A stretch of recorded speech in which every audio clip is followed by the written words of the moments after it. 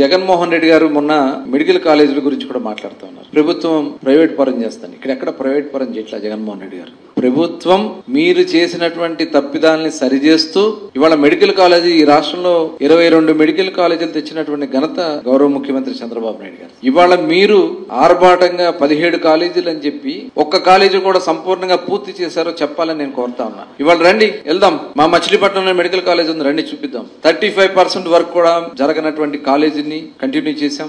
ఇవాళ 65% తీసుకెళ్లాం. First year start చేశాం, second year కూడా స్టార్ట్ చేస్తున్నాం, థర్డ్ ఇయర్ కూడా ప్రిపేర్ అవుతున్నాం. ఇవాళ కనీసం పునాదుల మీద కూడా లేకన కాలేజీల పరిస్థితి ఏంటో చెప్పాలని జగన్మోహన్ రెడ్డి గారు నేను అడుగుతా ఉన్నా. ఇవాళ ఏదైతే పునాదుల మీద కూడా లేకనటువంటి కాలేజీలని ఇవాళ పీపీపీ మోడ్ లో ఒకసారి తెలుసుకోండి. పీపీపీ అంటే ప్రైవేట్ పబ్లిక్ పార్ట్నర్షిప్. ప్రైవేట్ సంస్థ కడతారు, ప్రభుత్వ నిబంధనల ప్రకారమే కాలేజీని రన్ చేస్తారు, సామాన్య ప్రజలకి సీట్లు ఇస్తారు, అతి తక్కువ రేట్లకి అక్కడ వైద్యం అసలు ఫ్రీ వైద్యం అందిస్తారు. ఇవన్నీ కూడా అక్కడ మెడికల్ సీట్స్ కూడా రాష్ట్రానికి పెరిగే అవకాశం ఉంది. ఇవాళ మెడికల్ కాలేజీలను అడ్డం పెట్టుకుని 6,000 కోట్ల రూపాయలు అప్పులు చేసింది వాస్తవం కాదని మేము అడుగుతా ఉన్నాం జగన్మోహన్ రెడ్డి గారిని. ఆ డబ్బులన్నీ ఏం చేశారు మీరు? దీనికి సమాధానం చెప్పాలి జగన్మోహన్ రెడ్డి గారు. ఎందుకు పూర్తి చేయలేదు మీరు?